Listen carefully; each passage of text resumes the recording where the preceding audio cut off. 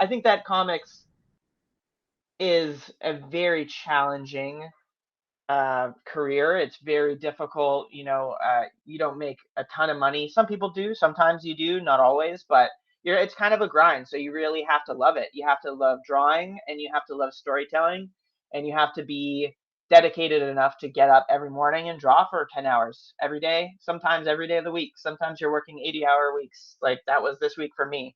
But at the end of the day, it's incredibly rewarding. And for me, it's worth it. And then you guys will just have to judge if for you it will be worth it.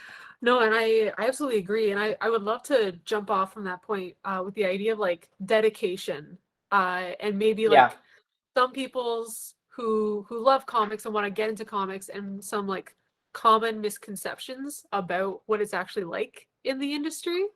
And I've always known you since I've met you to be extremely dedicated and extreme taking yourself and your work extremely seriously.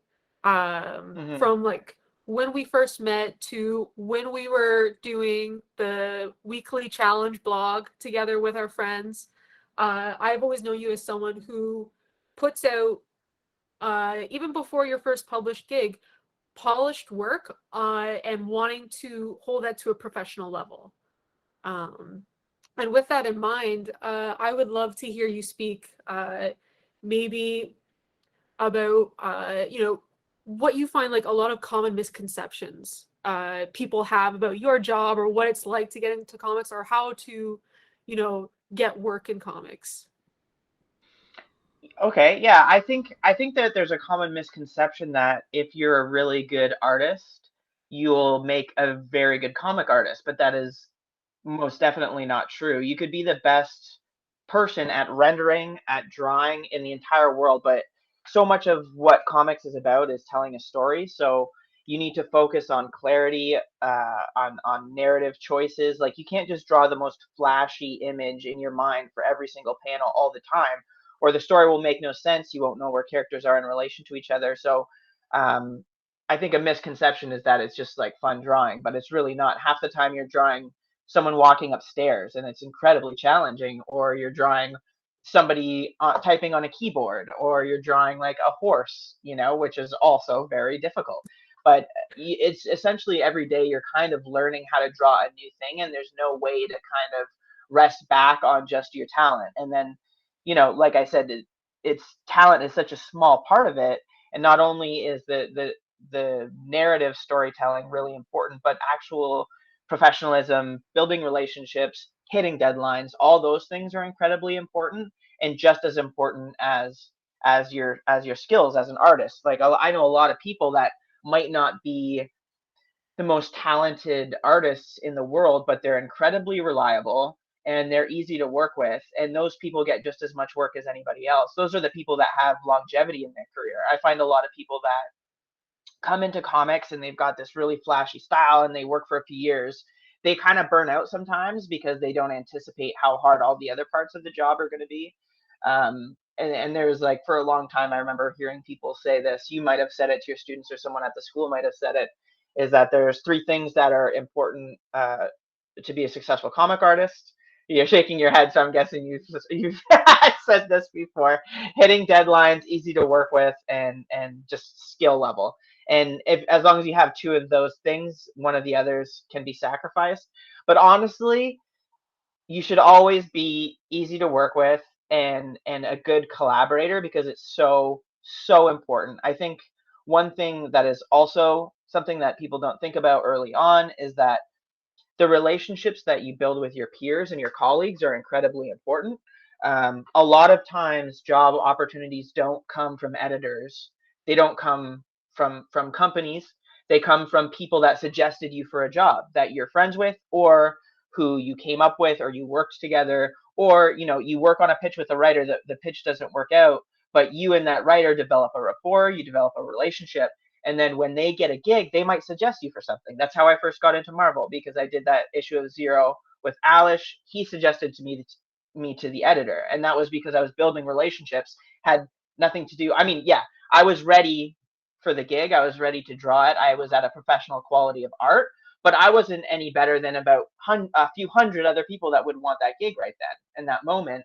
But it was because of my relationship with Alish and him suggesting me to the editor, right? So it's like you have to be at a high skill level, but then you also have to put yourself in the opportunity to get asked to do the job. So that's another thing that is really important. Yeah, there's a misconception that jobs just kind of like fall out of the ether when you put good work onto the internet, and that can happen. It has happened, but I would say probably 70% of the times that I've been offered cool jobs, it's because I've been asked by a collaborator to draw that. Um, yeah, another misconception, that it's easy on the body. I find a lot of my friends who are in jobs that are heavy in physical labor just think, I don't go through any kind of aches and pains or anything. It's like, oh, you sit at a desk all day, your job is easy. And I'm going through many physical issues right now at the tender age of 35 because I didn't take super well care of myself early on in my career. I didn't have an ergonomic chair. I didn't really think about my back or my wrist, and I have tendonitis, I have TMJ, I have tons of back issues, and I'm really now trying to focus on being healthy and taking care of my body while I'm also working kind of crazy hours at the moment, so that moving forward, I don't handicap myself by not being able to work the kind of hours that are necessary to have a successful career. So that's another thing is like take care of yourself early on. Like make sure that your setup at your studio is ergonomic and make sure you're not overdoing it. Make sure you're eating, you're drinking water, like all that stuff. It seems like when you're young and invincible, like nothing can hurt you, but that stuff kind of adds up pretty Boy, you just came for my throat with that one. fast. Oh, too Megan, close. sit. It's too real. Good posture. Yeah, I know. There's so many things like that though, but I want to, like I said, I want to be 70 years old and putting out comics still, and that's not going to happen if I don't take care of myself now. And if you Absolutely. start early, if you start building that routine early, um, then it becomes a habit, and then it's just easy peasy, and it's easy to keep up with. And that's another thing, going back to your question about misconceptions with comics. I think when you're young, there's this idea that, oh yeah, I can sleep in whenever I want, and then I'll work at night and I'll make my own schedule, and it doesn't really work that way. You still need to get a certain amount of work done every day, and like not all of your collaborators, not all of your editors are operating on your schedule, right? It's kind of you're kind of acting like a prima donna to think you can just do things whenever you want to do them. I mean, if you're off by a day, sometimes your book gets delayed by a week is kind of how it can work, right? Like if your thing is going to print and you're a little bit late, your book will get delayed by a week, and readers won't like that. Retailers really don't like that because as soon as you lose retailers' trust, your books stop selling. So you need to operate your career and like a business essentially. Like you can't think of yourself as like the starving artist waiting for inspiration. You have to wake up every day and start drawing and draw as hard as you can and try and get the most work done in the time that you've allotted for yourself. So it's like you can't have the self-care that you need if you just kind of work whenever you want, because then you're going to leave yourself in a hole at the end of the month when it's deadline time, and you're just going to have a lot of trouble physically and mentally with getting that in. So yeah, build a routine early.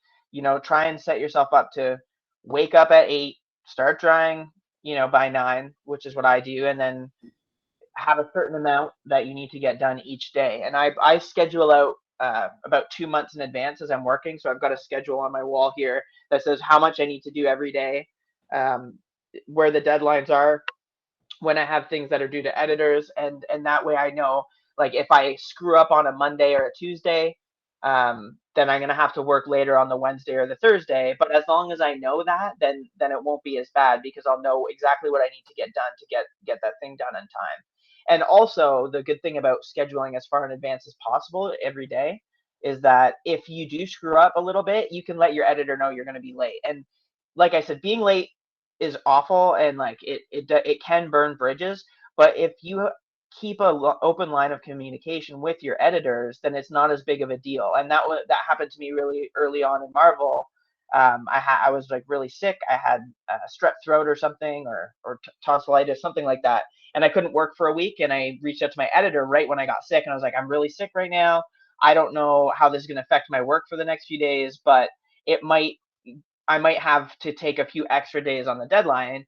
And the editor was incredibly grateful, actually. He said, well, you know what, this is great that you told me about this because we know far enough in advance that this is going to happen.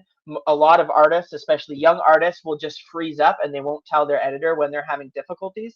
And you don't want to go to your editor every single day and be like, oh, like I chipped a nail today, I might be a little bit late. But you need to tell them if you're going to be a few days late as early as possible, because that kind of open communication is really important and it builds a good relationship with any editorial system that you're working within. Absolutely. And when it comes to, when you are working with an editor for the first time, either like you've never worked with them before or you're just starting to, get used to working with editors, aside from, a good skill level and hitting the deadline, what would you say is really good for creators to keep in mind to really cement a relationship with that editor? It's difficult because it's easy to generalize, but in my experience, every editor, it has been really different, even within the same company. And they're just people as well, and some people are shitty and some people are awesome, and sometimes you have an awesome editor and sometimes you have a great an awful editor. And you could have a great editor one week on a Marvel book and a bad editor the next week on a Marvel book, but that's just kind of like, that's the name of the game, right? So I think just building a rapport is really important, getting to know them a little bit if you can. You don't want to get super personal in your emails, but like that's kind of a good one of the real positives about conventions is that when you go to a convention, you're able to meet a lot of the people that you're working with, put a face to the name. And then I found that in my experience, when I've been able to actually meet editors and, have a beer or a coffee with them at a convention, then it really changes the whole dynamic of our relationship, because I think that you both think of each other as human beings instead of just um, creation machines. Like when a lot of people talk about editors, like this editor is indicative of everything that Marvel does and every awful thing that Marvel does, and editorial is bad. But that's not really the case. They're just people working a job too. They want to make good books. Sometimes they're within a system that has them over encumbered with too much work, and they are having to shift things around, and they may not be as um, present as you would hope that they would be. But that's just kind of like the name of the game when the editorial system is strung really thin and the profit margins are so low. So like, kind of give your editors a break sometimes. They're real people. They'll treat you like real people, and especially if you meet them, then you can build a relationship with them. But yeah, open communication, super important with editors. Being kind and professional in your emails until you don't have to. Like some editors open your first email with a gif of Baby Yoda, and then you kind of know immediately what kind of relationship you're going to have. But every editor is really different, so it's really hard to make a broad generalization about it. But in my experience, just be kind and open with them and do your best work. And when they email you for something, even if you can't respond with that thing that you're supposed to send them right away, just let them know that you got the email and when you might be able to get back in contact with the art. Just keep it constant. Sometimes editors are really bad for getting back at you, and it's really frustrating, especially when an editor can email you, expect a response right away, and then you can email them and not hear back for a week. But that's just kind of the name of the game, and it's something that when you're working within the work for hire world is something you kind of got to suck up a little bit. Absolutely. And with that whole kind of playing the game of, being professional, maintaining those relationships, you touched on it earlier, the idea of what is proportionate to actually building a successful career. If whether it's like all the things I kind of qualify them as hustle, where it's like Mm-hmm. networking, putting yourself out there, maintaining relationships, going to cons versus being good at art. Um, what would you say is like the percentage? How much is like being good at art? What is the percentage of that that goes towards having a successful career versus hustle?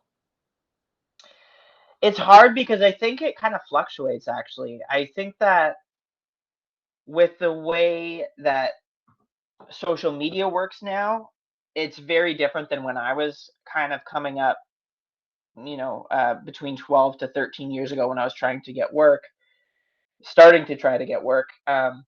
It was a very different world, and editors were not as mm, prevalent online on stuff like Twitter, where like you can look up an editor on your favorite book and you can find them on Twitter and you can open up a line of communication with them pretty easily.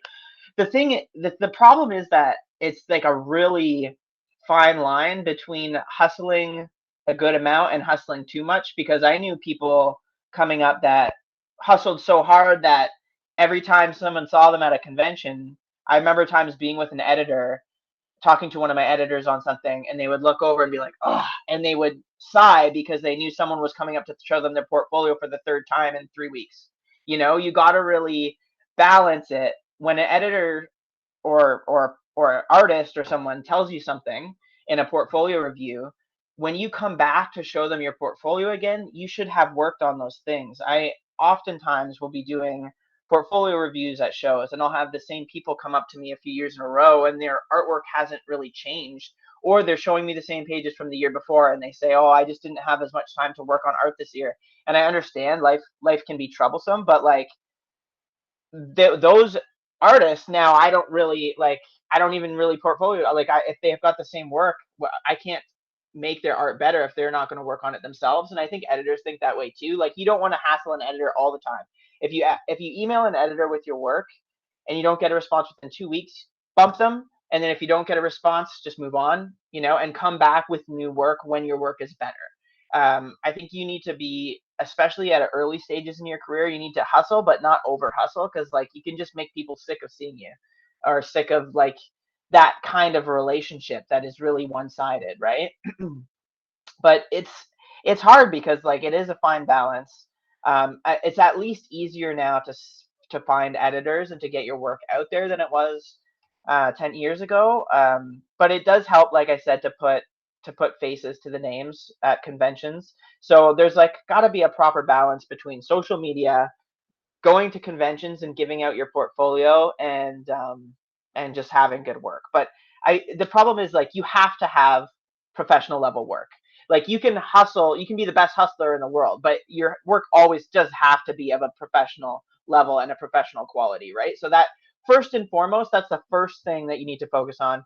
Get your work to a professional level and go out to conventions and ask artists online, could you give me a portfolio review? And they might be nasty about it. They might be hard on you, but that's something that you're going to have to get used to, because once you start working professionally, the reviews aren't going to be kind all the time either. So you have to develop some thick skin early, and I'd suggest, before you even start hustling, make sure that if you look at your art and then you go to a comic store and look at every book on the shelf, it's good enough to be in one of those books. And if it's not, don't hustle yet, because you're going to start burning bridges.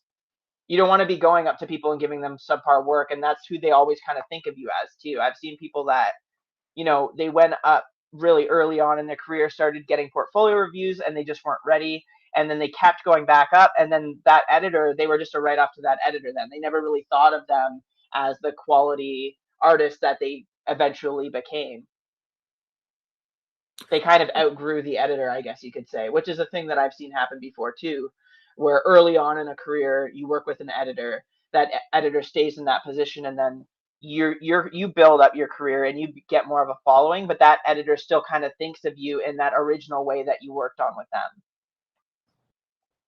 No, and on the other side of the spectrum, I know we both have friends who have professional level work, but Yes. either do not have the confidence or the energy for hustle. Yeah, Um, and then sometimes there's other things at play, like disorders with anxiety or depression. But 100%. yeah, in terms of like, if you were to set out now, like you said, things are a little bit different with how you approach editors, how you find editors. If you were to start out now with your portfolio, how would you start putting yourself out there? I think if I started working, like if I was, early in my career and I was trying to get work now, I would start by doing short stories, hosting them online. Just, work part time, bio a dedicated website, draw some short stories, whether you write your own thing or you draw short stories from pros that you find online, or you work with a writer. Draw a few short stories, host them online, try and develop a little bit of a readership. Just take a few months to do that. And then print those out into a pamphlet, give them to a few editors at cons, see what kind of response you get, start doing portfolio reviews at cons. Um, if you like doing fan art, do fan art of like the most topical shit that you can find. Can I swear? Yeah, okay, okay. You can The cuss. most okay. The most topical shit that you can find, uh, and try and go viral. Like it's difficult because the fan art doesn't always translate to, like I said earlier, being good at drawing sequential art, but it will get people to look at your sequential art. So if you want to be a comic book artist, an interior artist, and you're posting a bunch of fan art, you need to also be able to back that up with interior samples of sequential art and show that you are able to tell a story. So that's an important thing, is that like you're doing these short stories, you're doing a bit of fan art, and then you also have somewhere hosted a portfolio of interiors ranging from um, headshots, real talky pages, to real action heavy stuff, to cities, to forests. You want to show that you can draw a lot of different things in your portfolio. You don't want it to be really one note, because you never know what you're going to be considered for. And frankly, there's a lot of artists or editors that aren't creatives, and they're not able to see your capabilities as an artist unless you show it to them. Like if editors will always hire artists to draw things that they've seen them draw. Very rarely do you have an editor be like, oh, this dude drew um, Tarzan really, really well. I'm going to get him to draw Spider-Man swinging through a city. Like, they've never seen you draw that city. They saw you draw the hell out of a forest, so they'll say, oh, okay, we'll put him on Kazar, right? Like, it's going to be, you need to be able to show all these different things. And that's why I say also early on is to focus your early work and your portfolio on the work that you want to draw long term, because you can really easily get pigeonholed early on in your career. It kind of happened to me actually, unintentionally, because when I started comics, I was in kind of like the horror sci-fi sphere, which that's kind of where I want to be. And then when I got hired on at Marvel, I was drawing Secret Avengers, and that book was originally going to be this like espionage thriller sci-fi, but it kind of pushed into absurdist humor. And then after I drew that, a bunch of new editorial came on at Marvel. They hadn't seen my earlier work. They'd only seen Secret Avengers. And then my next like 3 or 4 jobs that I got offered at Marvel were comedy books. And they were fun, but I wasn't having as much fun drawing them as I would if they were horror or action or thriller or sci-fi, right? So you have to be very careful about the work that you put out into the world. You want it to be stuff that you are confident that you will enjoy drawing long term. But yeah, it's an interesting world right now. Like, I think just a really important thing is that if you do end up being one of those people that gets a large following and on socials, you need to be able to back that up with interior work. And that's like a really important thing that I'm not seeing enough of, because all the time I'm casting for some creator owned stuff right now, and there's a lot of times where I'm looking for young artists, giving somebody a new chance, and like I see some of their art and it's great online, but when I click through all their links to find examples of what their interior stuff look like, there's nothing there. So you just need to have your portfolio really accessible to show off interior pages in just like an easy to read format, not a lot of click through. Just, I want to like literally click on the link on a Twitter and then be taken to your website, where and at the top it says interior art. Click on it and then just see a bunch of pages. The more clicking, the more bored I'm going to get, to be honest with you. So like, I'm not an editor, but I'm going through opportunities to cast people, and I'm seeing now why editors have trouble finding people online, because uh, it's such a convoluted thing to get to some people's portfolios. It's kind of amazing that they've done it that way. Absolutely. And one of the issues, like, I found when I like try to put out like, oh, someone wants me for this job, but I can't either fit it or I'm not a good fit for it, so I'll put it out online. Or even like I hear stories from Allison, who is an editor who's cast for anthologies and creator owned work for Comixology, where you write it like a very specific description of the job. Yeah. Like understanding the assignment is half the assignment. Where it's like, I want a superhero story that features male leads and it's an action story, and then you get a comic about mermaids, Yes. or just like something wildly different, but they're seeing, oh, I just want comic work. But it's like, well, do you want this comic work though? And I think that's also a big misconception I find with people as well. Oh yeah, it's kind of amazing how little self-awareness some people have, because even just recently I posted on Twitter, my colleague is looking for like a noir artist for a creator-owned book. Should, lots of black spotting, good understanding of light and shadow, really strong character work. And like the first 10 responses were like, "Oh, here's some of my art." And like you said, it was like mermaid chibi stuff. And I'm like, that's not, I literally just said I want street level noir with a lot of realism and strong character work. It's Yeah, not and at there's all, nothing and wrong it's with not that it was mermaid bad work. chibis, but it's not No, noir. I love my chibi mermaids, but it's not it's not the noir book that is being cast for. You have to be self aware of the jobs that you're applying for, and that's another important thing. Is like, if you want to work at Marvel, don't just think of it as working with Marvel. Think about it as working with an editor at Marvel. So if you want to apply there, take a look at the books that you enjoy, the books that your style is similar to. Look up what editors are working on those books, and then reach out to those specific editors and be like, I saw you were an editor on Daredevil, so you must enjoy this kind of noir cityscape artwork. Here it is. Or, oh hey, you're the editor on Thor. Here's like this big space opera thing that I just drew. Take a look. It might be relevant to the stuff that you're casting for. Like you have to think a little bit instead of just throwing your stuff out into the wind. Yeah, Come up it's with an more action plan, kind of I guess. quality over quantity. Yes, yeah, 100%. Is that something you had in mind, or is that something you kind of learned more over time when you were first building your portfolio, where you were looking at books and you were being very critical of like, okay, interiors are important, backgrounds, storytelling, this is important. Were you also, because it was interesting to hear that like you were doing a lot of horror stories, and then you started doing like sci-fi horror or sci-fi noir, and then getting cast into comedy. But Hmm. were you aiming for more horror stories when you were beginning, or was it just I want to work in comics? Yeah, I'm trying to remember. Yeah, no, I knew I wanted to do, like, I in my head I wanted to do street level superhero stuff like Moon Knight, Daredevil, Batman. So like that integration of like monsters, noir, street level superhero stuff.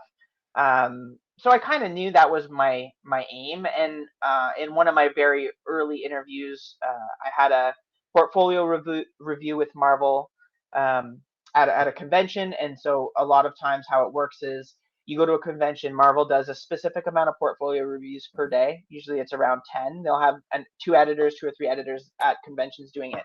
You drop off your portfolio with the Marvel booth, and then they'll put a list up at the end of the day if you were chosen to get a portfolio review. The next day you show up at your time.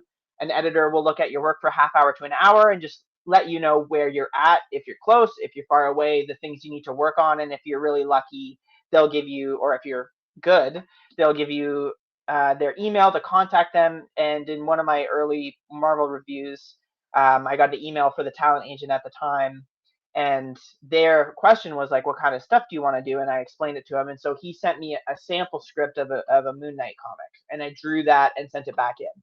And he was like, yeah, this is great, but you're not ready yet, like, maybe message me back when you have new work in 6 months or something like that. But it's good to be conscious of the stuff that you want to draw. I was kind of like, I knew what I wanted to do, but I would have taken anything, right? And I think that's where a lot of people are at early on. It's like, oh, I know the art that I want to do, but I will take anything just to make the connections and start working. And that's a double-edged sword. Like I said before, is you could get pigeonholed as a type of artist in an art style that you don't really necessarily love, or that you're not into as a reader. And and like I had mentioned, I was kind of getting pigeonholed in the comedy thing, and then doing the Black Hammer Justice League book really made me feel like, I need to get back to the stuff that I really enjoyed, because I really did enjoy Black Hammer Justice League. And even though that was kind of it was a work for hire book. I was getting to work with Jeff directly on that and getting to talk about Black Hammer and all the creator owned stuff he'd been working on the last few years, and it just gave me that extra push because it's a very different thing going from work for hire to creator owned. And you'll see a lot of people have a similar career path in that they start in creator owned and then do work for hire and then go back to creator owned. And what that is good for is that you can kind of build an audience in both worlds, and that way when you do go back to creator owned, you kind of bring some people back from your work for hire stuff. You bring back some of the fan base that you've built up working at Marvel or DC or Boom or Dark Horse or wherever. And it's a good way to just kind of broaden your platform. Absolutely. And with that in mind, I would love to. I know, as you said, like every editor is a person, but I would Yeah. also love to hear you talk about like maybe the big differences you found working with like work for hire books, work for hire editors, work for hire publishers versus creator owned publishers and creator owned editors and books, and what that transition has been like. Yeah, I both both uh, sides of the industry have their own challenges. Creator owned is a lot more work, especially if you're doing a lot of um, the day to day, the non art side of it yourself. Like with Silver Coin, I'm quarterbacking the series, so you could think of it as like show running if it was a TV show. So I'm casting all the writers. I'm going doing like story editing and plot editing with them to make sure it fits within the world, and then I'm also lettering it, coloring it, and doing all of the PR and all of the emailing back and forth with Image as well. So it's like it's 10 times more work than a work for hire book. A work for hire book, you don't really appreciate all the things that are taken care of for you while you're working on it. But no, having done this at Image for the last year and a bit, I will, if and when, I'm sure I will go back and do some more work for hire. I'll appreciate a lot of the little minutia a lot more, just like prepping files for print. I spent 2 hours today prepping files for print, and it's like I would rather have spent that time drawing. But that's what editors are getting paid for, and that's why you're getting paid less at on a work for hire gig if your book is selling. Like if an Image book is selling decently well, you should be making a little bit more than Marvel or DC. But you're also doing a lot more work. So I mean, the time spent kind of could level out. The thing with creator owned is that you have the opportunity for larger payouts if there's any kind of multimedia adaptation, and then you have the opportunity to get paid in perpetuity for like trade sales and issue sales, things going to second printing. So like there's a higher ceiling um, to the money that you can make in creator owned, but there's also a way lower floor. So you really are taking a chance, and it honestly feels like two different jobs sometimes when you're doing a creator owned book and you're doing work for hire. It's Work for hire is a lot less stressful, I found, but I also don't really have um, an attachment to the characters that makes me super anxious when I'm drawing them. I know a lot of people when they start at Marvel or DC, they get really panicky about working on these beloved characters that they grew up reading, like drawing Spider-Man or Superman. They start freaking out, and it gives them this really intense anxiety over their work. But I never really got that because I've never been one that's been like wowed by stars or celebrities, like if I meet somebody that's like, what, they're just another person, and it's like, oh, Spider-Man's just another character. A million people have drawn him. It's not a big deal. So I think you have to kind of think of it just like that, like as a job and not as this like idealistic career goal, because I think that you'll be let down by work for hire if you think of it that way. If you think of it like this is what I've always wanted since a kid, drawing X-Men, and it was for me, all I ever as a kid, I grew up reading comics. I loved X-Men and Spider-Man, and drawing those books was like my dream. But when you're actually doing the job, it's never what you want it to be, especially the work for hire stuff. You never are afforded the freedom to draw it exactly how you want it. Sometimes the stories just take directions that you don't enjoy as a reader, or like you didn't want to do. But you have to think of it as just a job. It's a job, and it's all about just getting that job done and doing the work and doing a good job, And even if you are disappointed, you just got to move on to the next gig and kind of brush it off your shoulder, because it's, if you dwell on it too long, I think that you might stagnate, and then your career kind of could halt a little bit. You just got to keep looking forward, making your work better, even on the work for hire stuff, and I think that's a big thing about work for hire, is like it's really easy to become complacent. And you'll see a lot of people that work at Marvel for 10 years and they get less and less work. Their gigs have a smaller and smaller profile to the books that they're doing, and then eventually they just kind of fade out and they've lost their readership. And I think a lot of that just comes from them not pushing themselves to be better with each new project. I mean, I'm sure there's about a million variables, but that's one of the things that I've noticed. And with art, especially, you kind of have to evolve with the times. Trends change a little bit, and you don't want to be somebody that just completely alters their art style every single gig to go with whatever trend is popular. But at the same time, you want to make sure that the way that you're drawing is either relevant or timeless. So it's like you have to keep up with things. You have to do a lot more than just draw. Like I think it's important to read stuff, like all the top books that are coming out, to see like what's going on, how people are telling stories.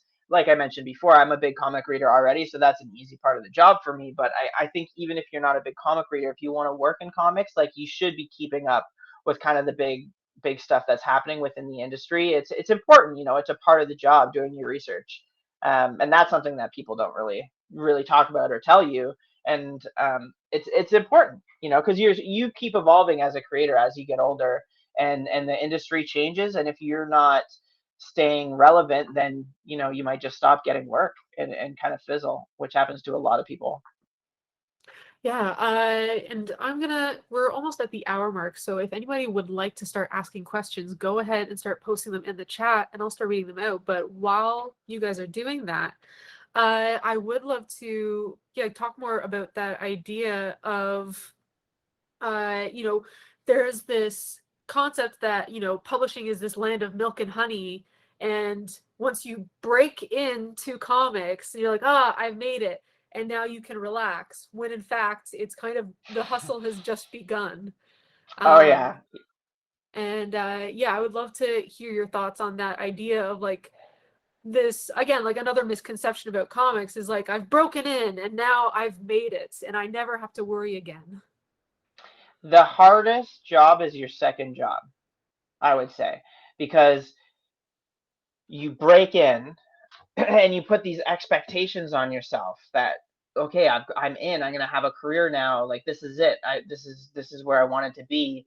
But then you might not get a job right after, and then sometimes there's a gap between your first and second gig, and you go into this panic mode, like, oh my god, is this it? Like, did I get one gig and now I've got to start over?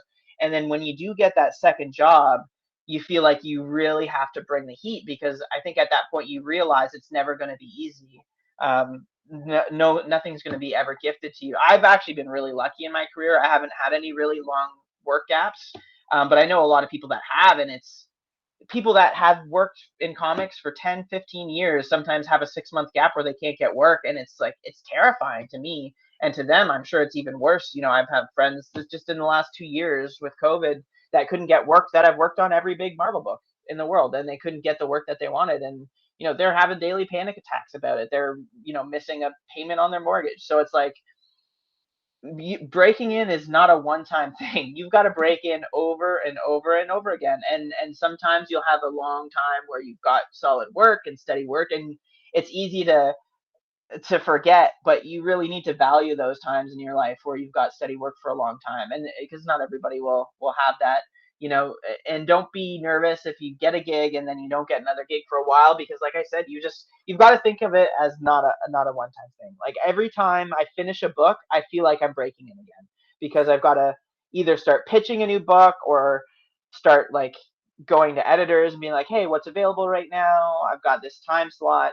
And I think that's the nice thing about building up at the point that I'm at in my career, building up this creator-owned relationship with Image, is that like I can bring them books a few months before I'm done what I'm working on and be like, hey, this is kind of what I want to follow this up with. Is this something that you guys would be interested in publishing? So it's really nice with work for hire. You're really at the mercy of the publisher, and if they don't have a lot going on in their line right now, or if they can't find a book that they think that you would work on, you might just be flat out of work. And when that happens, then you kind of have to scramble and figure out, well, I'm not getting work at Marvel. I don't really know anybody at DC. What am I going to do? Because you can't really count on, you can't just count on editors to give you work. You have to kind of think about the future a little bit as you're working. And if you're on like a 5-issue run on something, when you hit issue 3, you start talking to your editor like, hey, I'm going to be looking for work after this. I don't have anything lined up yet. I just wanted you to keep me in mind if any books pop up that you think my style would work on, or stuff like that. So you need to be forward thinking, like pretty far in advance, if you want to just work constantly. Yeah, one of the like tidbits of advice I got really early on was this idea that no one is going to care about your career more than you will. Like an editor Right. won't, publisher won't, an agent won't, and so you have to care. You have to care the most. Yes. And I also loved the phrase it used that you have to break in over and over again, and that's Yeah. really how it should be viewed as. It's like it's a process. It's a constant journey. Yeah, But I don't know if it's break. It's like you have to break the door open, and then you have to keep running back to it and then holding it open because it just wants to close on you constantly. it's just a tunnel. You just keep digging. Yeah. Our Yeah. friend Yes. Matt is here with a question. Michael, thanks for coming. Will you talk about the pitching process a bit more? For example, how many pitches did you and Ed do before something was picked up? Hi, Matt. So I did I think it was about a year and a half span. I did 2 pitches that I wrote and drew myself. I did 2 with Ed, and I did one with Ryan Ferrier, and one with another writer as well, who's not in comics anymore. Um, so yeah, I did 7 pitches in about a year and a half before something got picked up, and I was at the end of my rope. I really was. I was like, this is I can't do this anymore. I can't keep sending out all this work and having nobody get back to me.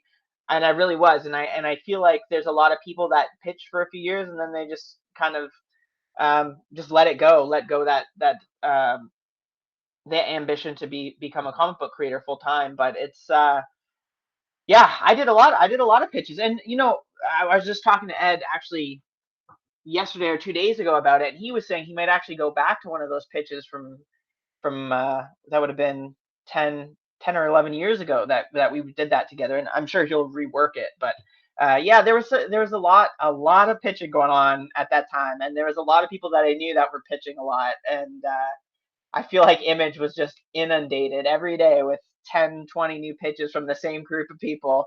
But it worked out at the end of the day. I just kept hacking at it, and like I said, that's what you got to do. You got to just keep going and pressing, even when you feel like it's never going to happen. I was pretty young when I broke in. I was what was I, 9 years ago? Yeah, I was 30 or 25, 26, kind of when I started getting work, which is kind of young in comics, because a lot of people break in a little bit later. Ed is 10 years older than me, so he would have been around 35, right? So for him, that probably seemed like he had been trying to get work at these companies forever, but he had been lettering comics and he had been a publisher for a little while, so he'd been around the block a few times. But yeah, you just got to keep doing it. And the thing is, the nice thing about pitching is that you're not getting paid for them.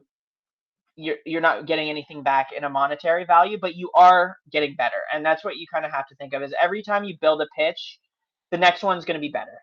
So you have to think of it as a learning experience. You're just like teaching yourself. You're going through a course on your own merit, and building yourself up to be a better artist, a better writer, a better creator, better storyteller.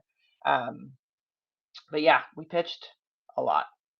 I can see the questions here. So to add to Michael's question, once something is picked up, say at Image or something, what happens right after? Are there deadlines that they expect from you to make? Does Image set deadlines for you? So it's interesting. What happens is you send in like the 5 pages of artwork, cover. Pretty much I followed the Image submission guidelines completely to a T in my early career. And then what happens is once the book is picked up, you just kind of start creating art. Most people don't get an advance against profits. Most people get paid solely based on sales. So you just start drawing the book. And a lot of times now how it works is Image won't even put something in the publishing schedule until you're done 3 issues.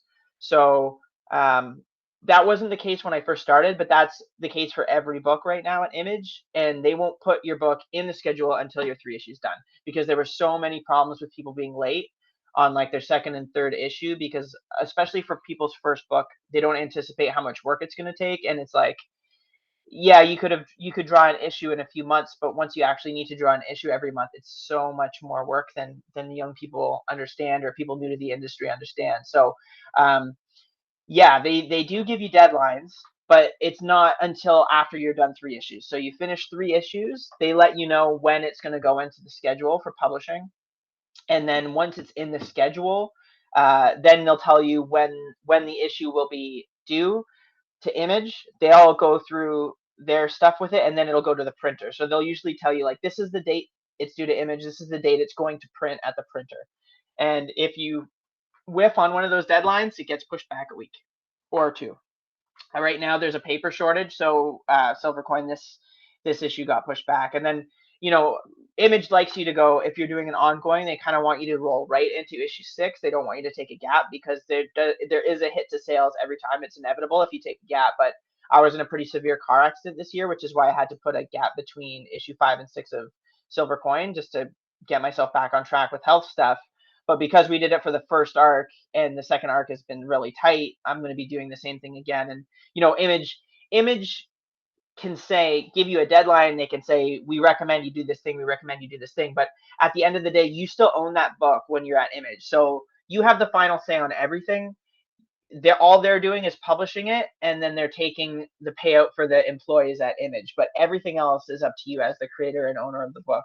I could even pull a book from Image and bring it somewhere else, which I would never do, because frankly, Image has the best creator-owned deal in comics. They give you 100% of the IP. They don't take anything, which no other publishers do.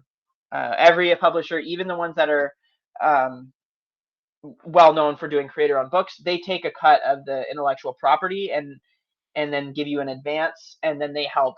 Usually they do that because they want to get a TV show or a movie made of it, and then make their 50% cut of the IP back tenfold, right? So yeah, there will be deadlines at Image eventually, but mostly they just want you to do the work first, especially with a miniseries. And if you aren't an established creator at Image, they're more than likely not going to give you an ongoing. So if you're pitching to Image for the first time, you've never worked with them before, pitch a miniseries. They're not going to want an ongoing from an unestablished creator. They just, frankly, they won't want to take a bet on it. They don't want to lose money on your book, and I get why. It could be the best book in the world, but if you don't have the readers yet, it's not going to sell that well either. So usually when you're pitching at Image for the first time, especially if you're a new unestablished creator, miniseries. That's my very adamant recommendation. Okay, so Jarrett. Hi, Michael. I am a creator working on my first published graphic novel who loves doing all the pieces of the comic: drawing, inking, coloring, writing, and lettering. Me too, Jarrett. Do you find the industry is opening up to that avenue of creating with creators like Daniel Warren Johnson and those types? I do feel that way, but it is an uphill battle. And especially in mainstream, I guess you could say, comics stuff like Marvel, DC, and even Image, I would consider mainstream now. You don't really see very many artist writers um, that are super high up the ladder.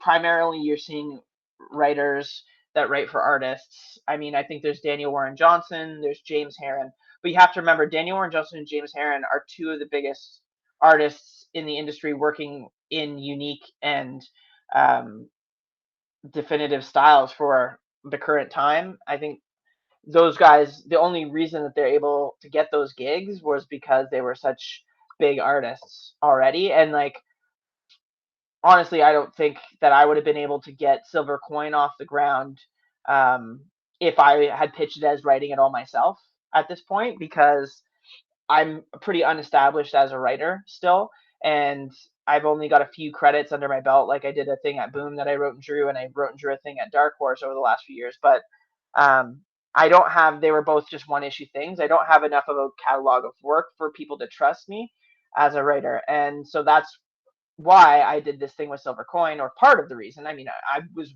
really wanting to work with all of these writers again. Um, but that's part of it, is that I thought, if I can do this project and I write some of it and I put myself on the level of these other writers, then um, it will help people to recognize me as a more diverse talent that's able to work in different fields within the industry.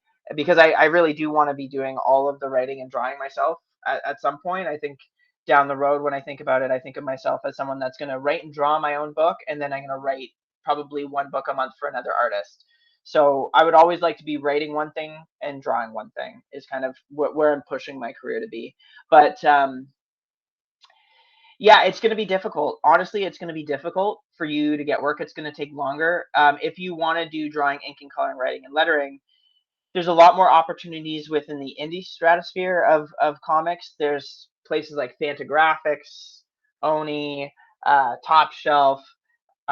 There's a lot of indie publishers that are more open to looking at work like that. And I think that when you approach an editor for a review, if you are a multidisciplinary like yourself, Jarrett, then it's harder to be like, hey, look at my lettering, hey, look at the colors, hey, look at the art, hey, look at the writing, give me a job. And they'll just be almost like numb to it, right? So it's a lot easier to focus on one thing to get your foot in the door if you're okay with that. If you just are adamant on doing everything yourself, then fuck it, do it. But you just have to recognize that it's going to take you a little bit longer to start getting work. And you have to just make that decision and have that in your head, that like you're not going to be just getting work at Marvel, DC, or Image probably right away. You're going to need to start really small, doing all those things, and build yourself up to that level. And also, the problem with starting off that way is that you might be better at one of those disciplines. Like, you might be a much better writer than you are an artist, or you might be an amazing colorist, and the writing or the drawing is kind of bringing down the coloring. So it's hard to present a portfolio of all that, because an editor is always going to see the best and the worst in it. And they're probably will just tell you, oh, you shouldn't have colored this, or you shouldn't have lettered this. Because like, lettering is a big one. If you do a pitch and you have very non-professional lettering on it, instantly it gets dragged down and looks unprofessional. The art could be the best in the world. It could be Olivier Coipel drawing a book, but if the lettering is bad, it doesn't look like a professional comic book. So I would recommend, Jarrett, like, really, really looking at the lettering, looking at all of the disciplines and being like, are these all top level? And if any of them is not, working on that specific one, or just hiring somebody to do it. You can get a letterer to do $10 a page. They could letter a single issue comic for you for 200 bucks, and it would be professional level, right? So it's something to think about. Like, it's going to be a difficult path, I'm not going to lie, but it will be the most rewarding.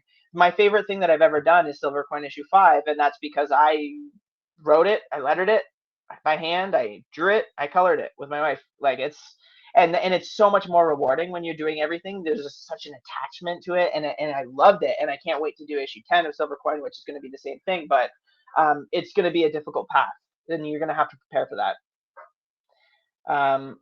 Dylan's question. Hi, thanks for doing this. By the way, how do you deal with creative burnout? Do you have any particular strategies or advice on that subject?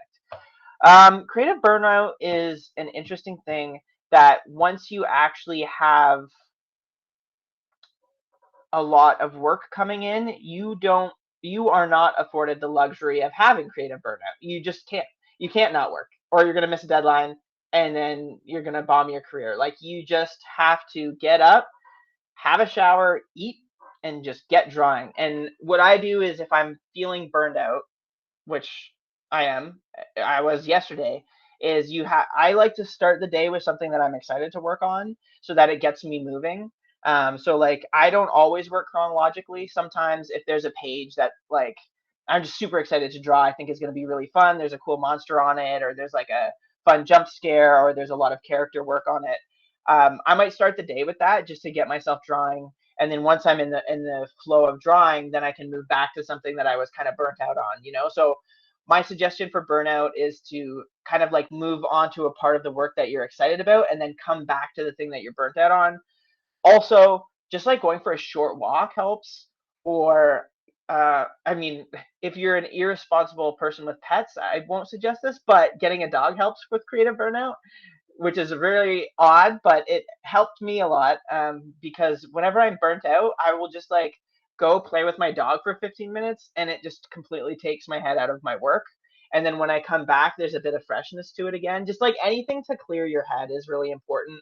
But the thought that you can't, like, if an issue's due and I've got a month to draw it, I literally, if I can't work for an hour or two because of burnout, like, then I'm gonna have to work an hour or two later. And then if that happens a few times, then eventually I'm gonna be late. So you can't really let yourself get too wrapped up in the idea that the burnout is going to affect your work. Like, you just kind of have to trudge through sometimes, and you have to accept the fact that some pages aren't going to be as good as others.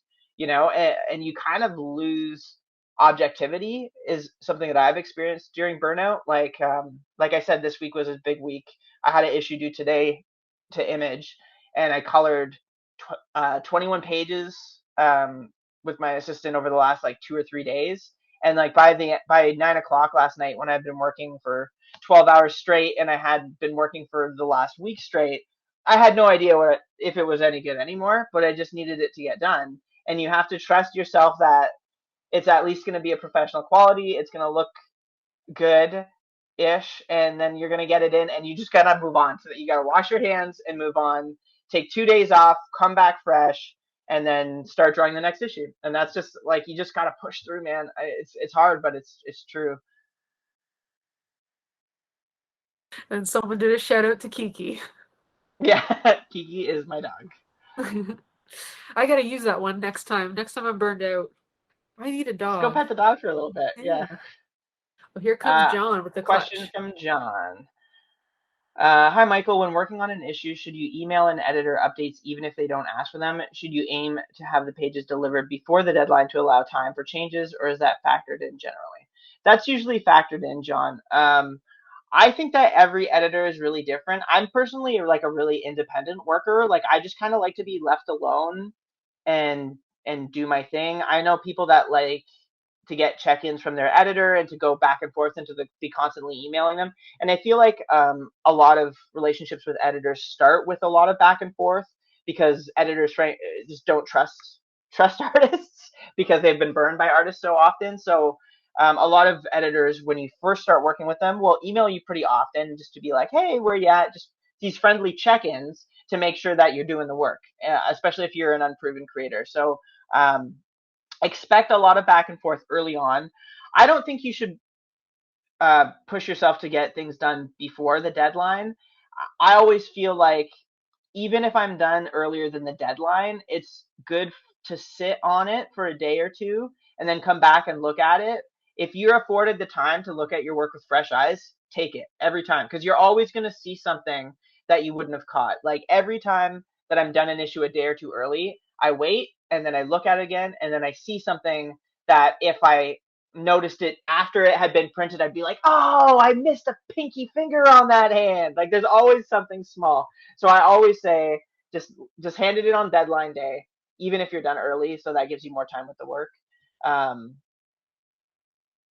and it is factored in. Like, editors will give you a deadline knowing that they might have some notes. And some editors will say, like, could I get 10 pages here and 10 pages here? Or some editors want you to send pages as you finish them so the colorist can start coloring. That usually happens when the deadlines are really tight. You send in a page, the colorist will color it. You send in a page, the colorist will color it. That way, as soon as you hit that deadline day, the issue is completely done and lettered. Some editors want you to send in pencils um, as you work on them, so that the letterer can get the letters done, because they can mock up the lettering on the penciled pages, and then that way, when you send in the fully inked or the fully colored pages, they can just drag and drop them. It's all done as quick as possible. So it's really different depending on the experience, depending on the company, depending on the editor, and depending on how close you're working to print. So that makes a big difference how far in advance that you're working. Usually, I mean, a lot of times for fill-ins, you're working pretty tight because if you're getting called to do a fill-in on an issue, it's because the artist got behind, which means you're already pushing up on the schedule. So a lot of times fill-ins are pretty tight crunch. Usually you're working pretty far in advance if you're starting a series from the issue one because they want to give it some good lead time. They want to do a bunch of press and they want you to get ahead on issues so that there's no hiccups and no delays. So yeah, it's really dependent on the situation. That's the hard thing I like about speaking about working with editorial because it really is so situational, um, and every experience is going to be a little bit different. Um, in a lot of times you're working with an assistant editor, an editor, a group editor, and then there's the editor in chief. Sometimes there's what's the other one? They have got like an executive editor at some companies too. So it's like it's a lot. It's a lot. And sometimes the assistant editor is doing everything on a book. So it's good. Yeah, that's another tip I've got for you is make good with assistant editors because one day they will be group editors. And then they're the group editors, they're going to be casting on the books and they're going to be important people to know. So assistant editors are your friends. Do not take advantage of them. Be kind to all the editors. Be kind to everybody that you work with. So a question from Samuel. Thank you for coming, Michael. I was wondering if you have any pointers regarding creator outreach etiquette, basically do's and don'ts when asking for insight to artists you look up to or want to do what they do. Um, well, it's difficult because frankly, some creators are dicks and they're not super friendly. I try and make myself really open to people, um, to fans and colleagues and young professionals or people that just want their work reviewed, and most people are really, really friendly. So if somebody just doesn't respond, yeah, just move on. But most of the time, if you reach out to someone and you're asking for tips, they're really receptive to it. Sometimes one good thing to do though is like if you are asking for a specific advice regarding something, look through that creator's timeline to see if they've already answered that question like 10 times. Because like I get asked the same stuff very, very often on my social media. So a lot of times I'll just like point to something that I said before or something that I've written about on like uh, a blog or an interview that I've done where I kind of touched on that because I do think creators get sick of being asked the same questions over and over again. And I understand it's like, it's not that it's frustrating, but it is a bit exhausting and you don't always have the energy to answer the same thing. Um, over and over and over and over again. So take a look at the creator's timeline before asking them a question, just to see if they've answered that question recently. Um, and yeah, just approach artists with respect. They're people. Sometimes they're having a bad day, like at conventions, for example. I've heard some people be like, "Oh yeah, this artist's a dick," but they're actually like I know them personally, and they're the nicest person in the world. And the thing to remember is at conventions sometimes people have been out the night before with their colleagues they haven't seen in a year. They had a drink. They were hungover or they weren't feeling well the next day. They signed autographs all day. They've done commissions all day and they're just exhausted by the time you might come up and ask them something. So if they're not in their like tip top best version of themselves, that doesn't necessarily mean they're not a good person or they're unfriendly. They might have just had a long day. So sometimes you just got to give some people the benefit of the doubt if they're a little bit crotchety. Um, do is always compliment them. Be like, yeah, your art is awesome. Because if you compliment the artist and make them feel good about their work, um, I think they'll be more receptive to give you time to talk about your work. And also, a lot of times I'll have people ask me for advice or for portfolio reviews that aren't really familiar with my work. So I think when you're approaching an artist, you kind of want to be, if not necessarily a fan, but you want to know their work, know where they've been, know what they've had happen in their career, so they don't feel like you're kind of taking advantage of their time. Um, if you've got a specific style of art that you do, it might be good to talk to an artist that works in a similar style. Or talk to an artist that did a book that you really enjoyed so that you can even talk about that book a little bit and then talk about your work. Like it's easy to feel like you're getting taken advantage of when someone comes up to you and is like, "Hey, can you review my work?" And they don't know who you are. They don't even know your name. They look at. I've had people come up to my booth at Fan Expo and say, "Hey, man, can you give me a review of my art?" And the art is nothing like I draw, and that's cool. I'm happy to do an objective review of art. And they say thanks, and then they look at my name on the sign behind me that has my name on it. And say thanks, Michael. It's like it's amusing to me, but I think other artists would get pretty frustrated and angry about something like that. So, you know, come to artists with respect and reverence and respect for their time, you know, because that time that they're spending reviewing and talking to you could be time that they're spending working or with their family, and you know they're not getting paid to do it. So um, yeah, I think just being considerate is really important. Absolutely, especially at conventions where, the artist is there to work. Like they're a Hmm. captive audience for you for sure, but they are there to make money, and anytime they're spending looking at your stuff is time they're not making money. So it's always good to respect the time Yes, yes, 100%.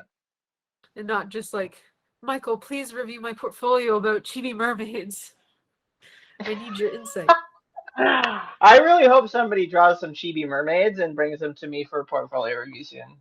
Well, everyone's got their assignment now. Next con that Michael is at, bring your portfolio of chibi mermaids. One thing I would actually really love to hear you talk about is how you approach networking, because I think a lot of people coming into comics, and especially young creators, we have a couple of prospective grads in our audience right now who are very Hmm. nervous and maybe uh, they are very intimidated by just the word network. Maybe there are also a lot of common misconceptions about it too. So I would love to hear how you approach it, or how you would recommend someone coming into the industry now approach networking and what it means to you.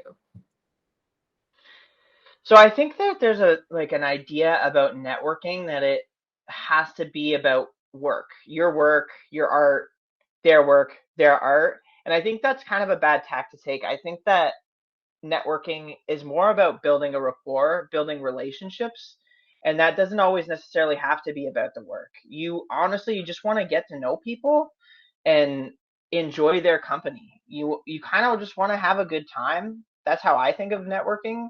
I think of it like, oh, I just met this editor.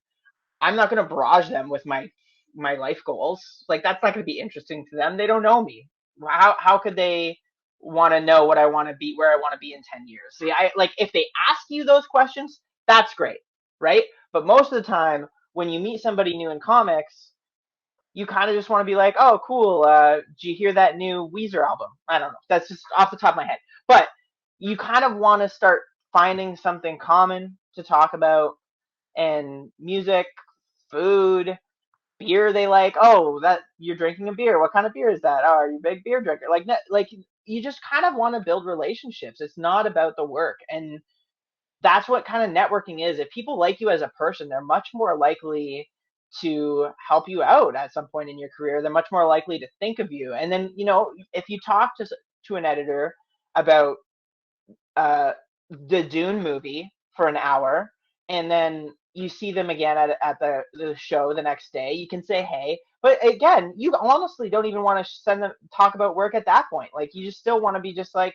being really friendly and being open and then building that relationship. And then, a month later, when you send that editor your portfolio, you could be like, "Oh yeah, we talked about Dune at that thing. It was really fun. It was really nice chatting with you." And they are 100 times more likely to actually take a good hard look at your portfolio, because a lot of times editors just get a portfolio and then they're just like just really quickly peruse it and is like, okay, because they've got so much to go through, right? But if they know you and they're friendly with you, then they're much more likely to give your work the time of day. So honestly, networking is just about putting yourself in the situation to become friends with people. And then, you know what? Even if you don't get work out of it, like you have somebody new in your life, that is cool. And that's important too. That's something that should be valued, um, and thought about a little bit, and not just like how can this person help me. You don't want networking to be like every single time you talk to someone, oh, who is this person? How can they help me? None of that matters. Just go to the events at cons and talk to people and have fun. And don't put too much pressure on yourself to like talk about your work. Some editors will want to know about your work, and if they do, that's great, and you can talk about it. Sometimes you'll have friends intro you to someone, and they'll talk a bit about your work for you, and that's kind of the best case scenario where like you're at a party and a friend's like, oh, this is Michael. Michael, this is the Batman editor. Michael's like drawing this book, Silver Coin. It's really, really cool. Like, have you read it? Like stuff like that. A lot of times, if you have a few relationships, a lot that kind of starts snowballing and happening more and more often. So it's just be friendly and don't think about it, don't put too much pressure on it. Just go out, be yourself, talk about the things that you love, talk about the things you like to talk about. And it is difficult, and especially like I'm not a super shy person, but I could see if you were a shy person it being really hard in those situations and being really overwhelming. And like I'm feeling weird about cons with COVID, you know, and being feeling a little odd about like going to parties and stuff after cons and talking to people, but like I honestly don't even say networking because I feel like it puts too much pressure on it. Just think about it like socializing. You're going to go socialize with other professionals and have fun. And I think if you think about it that way and take the pressure off, it might be easier. Absolutely. And I So, think even Carolina, when you start Kelly's question, like when you were first talking about like how you started your career, like we had the drink and draw and we had this group of friends coming up in the industry together. And I feel like people maybe pass over that or they undervalue that when in reality, like that's your first network. oh, for sure. And not only is it your first network, but I find that when you have a bunch of people coming up together, they push each other to do better work. And there's friendly competitiveness where it's like, oh man, he got this gig. I can get it. I can get a gig. I know I can do it. Like, and it helps. It helps elevate each other's work. So I think building relationships with people that have similar styles or takes and not feeling overly competitive with them, just like trying to lift each other up is also really important. And that's a part of networking. But we're going to call it socializing.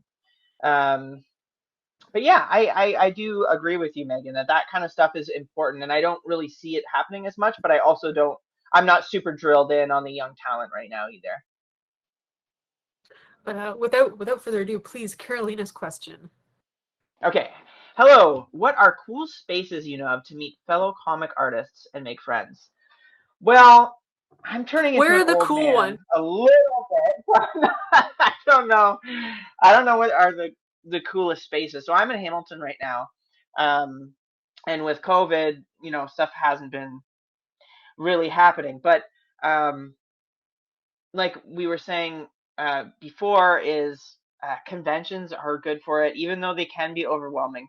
Usually, there's a lot of events in and around conventions that don't happen at the convention themselves. There'll be a drink and draw, an open drink and draw after, or Image will be throwing a party after New York NYCC, or there's all those kinds of events, and sometimes just hanging out at those and having a drink or whatever you like to drink, having a 7 Up, and talking to people. You'll make friends, you'll meet people. Um, College is a good place to meet like-minded people. Even just your comic store, your local comic store. If you were to talk, like if you're friendly with the employees at your local comic store, just be like, oh, hey, if there's many artists around here that do comic stuff, like here's my email. Tell them to email me. Maybe we'll have a drink sometime. Like you kind of got to put yourself out there sometimes if you don't already have the groups of friends, or if you're in an area that you don't have access to really big social events.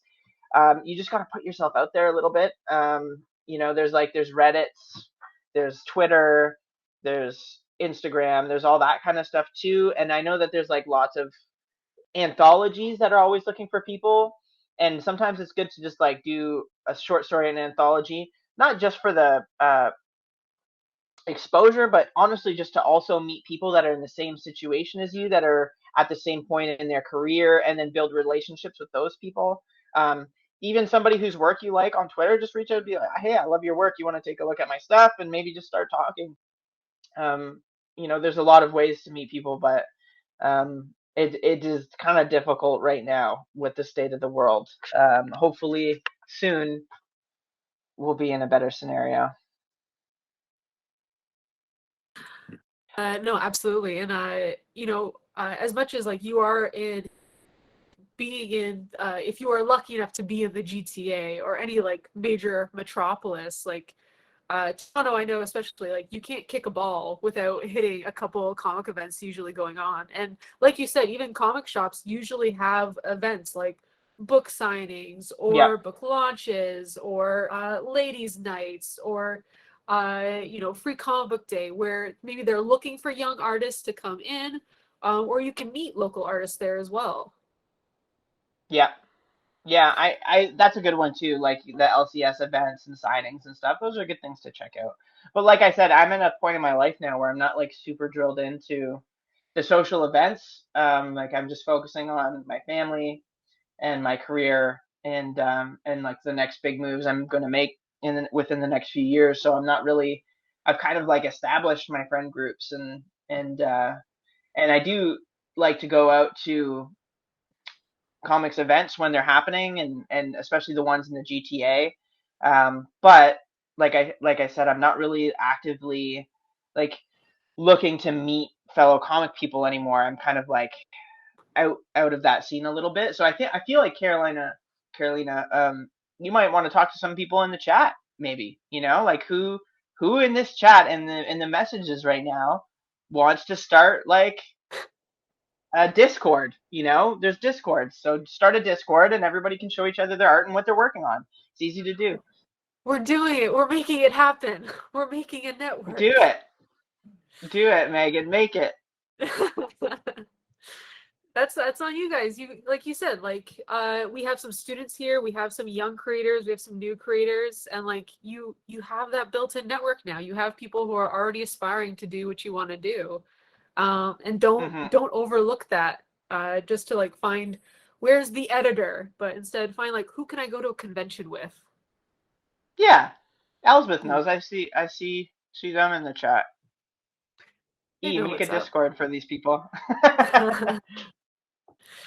But yeah, that's really it from me. I guess one thing I would love to know, um, I when you came into comics and you had this idea in mind, like I want to work in horror comics, and I want to do sci-fi and genre and noir especially, and then you kind of fell off from that because you were getting pigeonholed into a different genre, and now you're back on track with Silver Coin and the Sleep Stories on Kickstarter, and now you're really kind of establishing your brand as, oh, Michael Walsh. Michael Walsh does amazing horror comics. Michael Walsh does fantastic noir comics.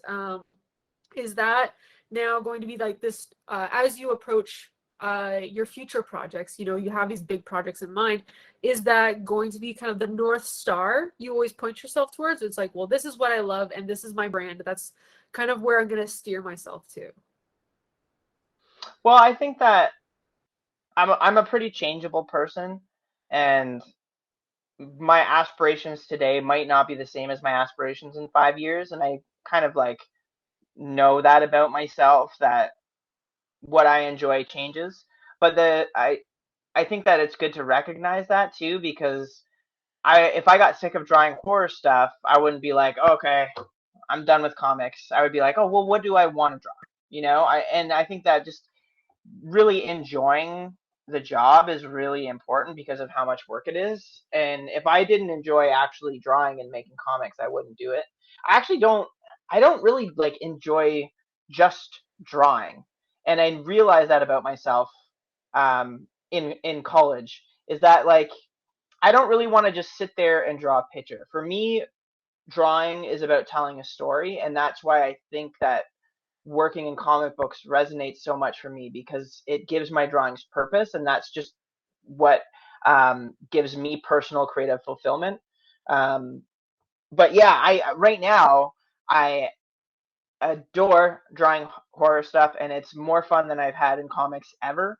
Um, and like I said, I just finished that middle grade fantasy book, and that's going to come out. And as much as I had fun drawing that, and as personal it is to me, I found it very, very challenging. I think that my skill set and the things that I'm good at, um, it really resonates well within that horror genre, and and I'm going to stay in that world for a little while at least, and then we'll see how I'm feeling in a few years. But I think for at least probably 2 or 3 years, I'll be just doing horror stuff, and then the middle grade book. But I have to remember that I changed, my art changes, the world changes, and I just might want to tell a different kind of story in a few years, and I'll have to just see where my head's at.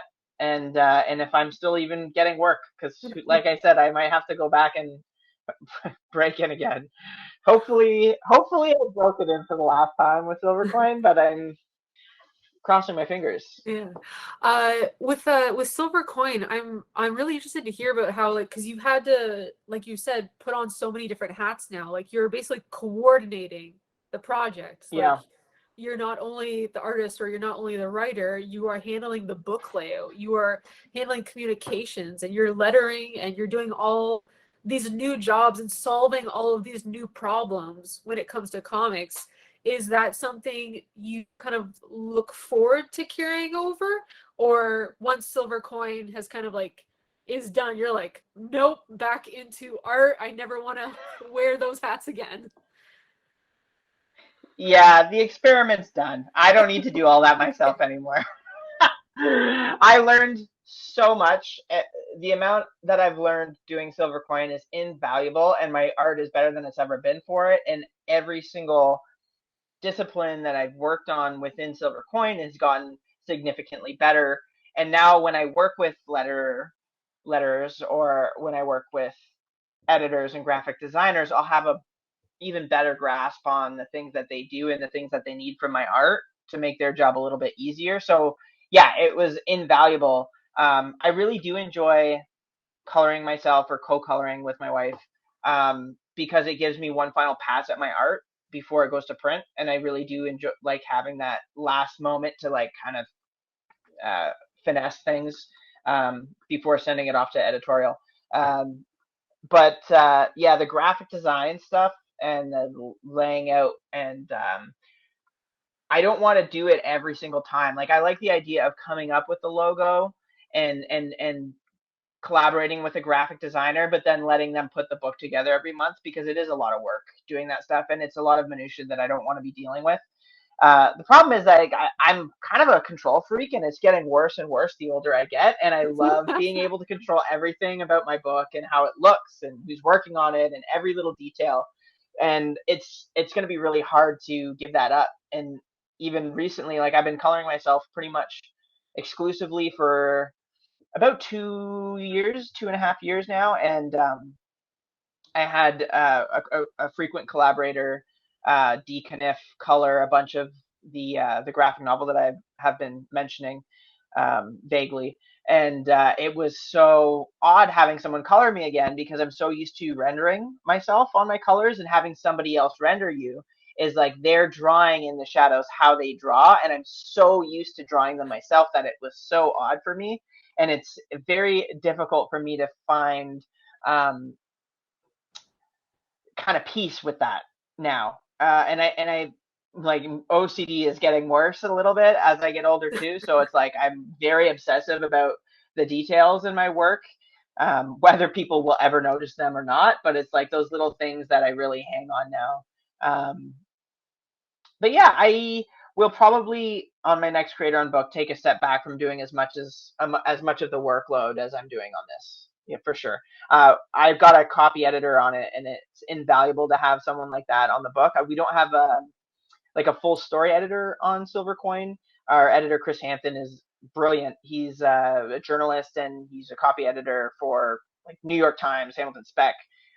He has more experience in the literary world, and so I really like bringing his expertise into it, because it adds A little bit of a voice from another industry, I guess you could say, and he is doing a little bit of story editing with me as well, and he has some really cool ideas. He wrote one of the backups that was in the last issue, so it's like the nice thing about being completely in control is the people that I'm bringing in to help me, I have so much confidence in, and I know that they're making the project better, which is a really nice feeling to have complete trust in your collaborators.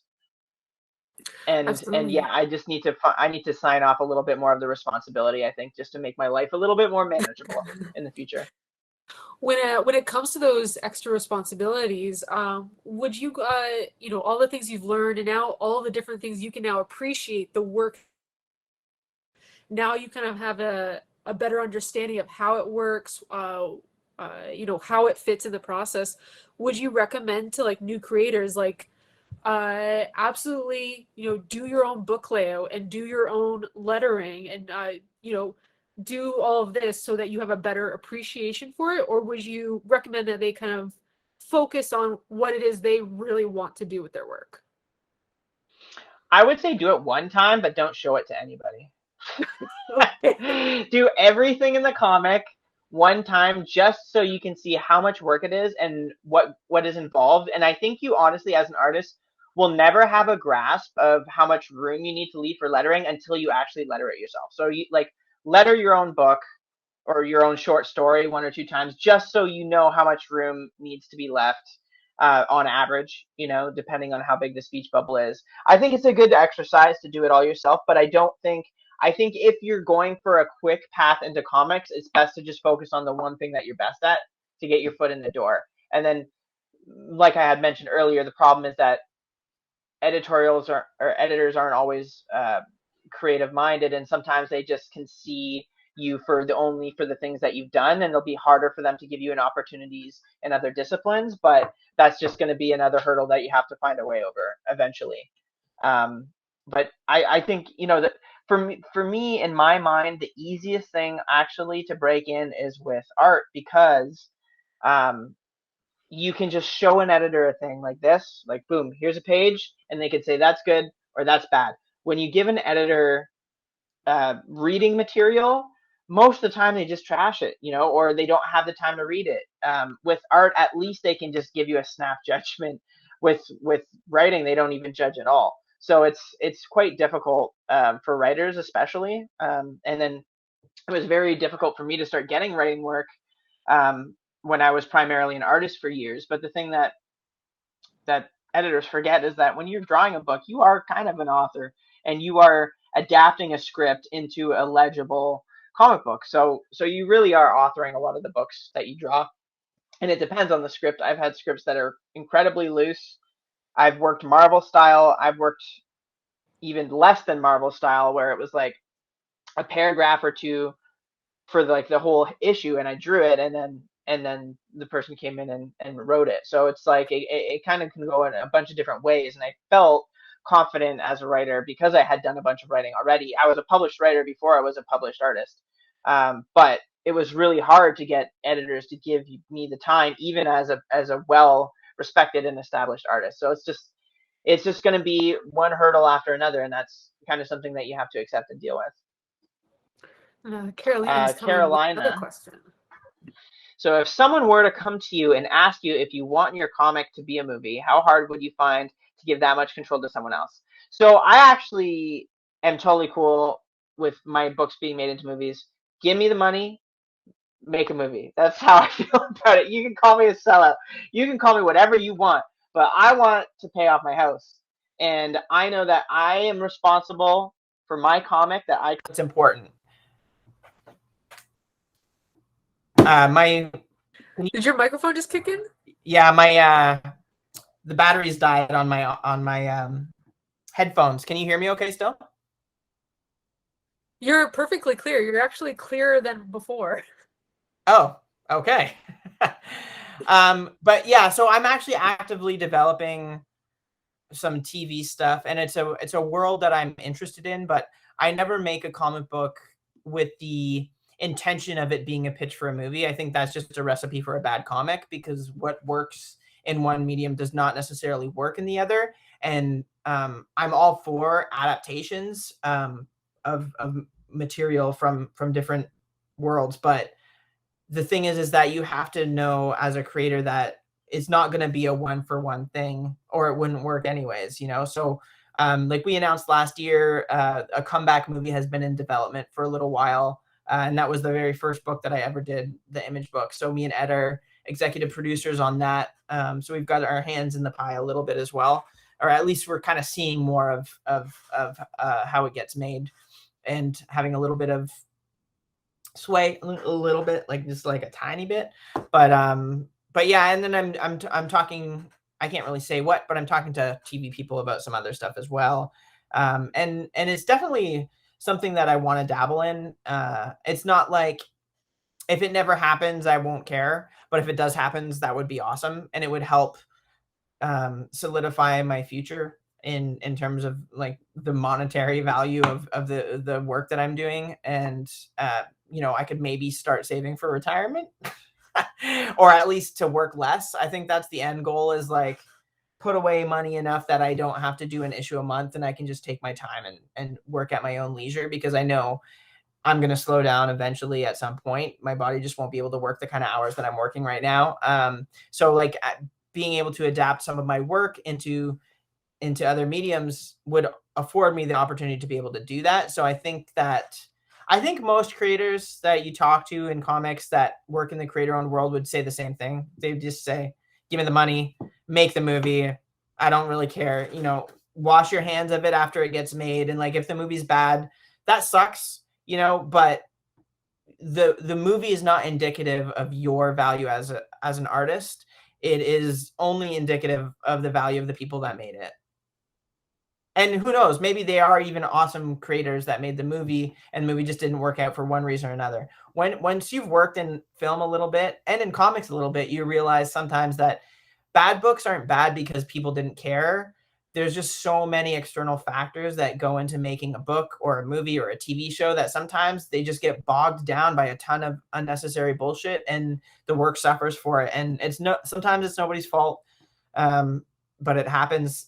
And you can't really poo-poo on the creator who made the thing, because honestly, they didn't want to make bad art. You know, I've never wanted to make a bad comic, and nobody ever wants to make a bad movie, but sometimes it happens. Sometimes the budget, sometimes time, sometimes there's a higher up executive who wants to get their mitts on things that's not a creative, and there's a ton of people on the ladder to go through that all have an opinions, and some of those differ, and then everything gets clogged, and then the thing has to come out, and there's too many cooks in the kitchen. So there's a million reasons why something can not succeed.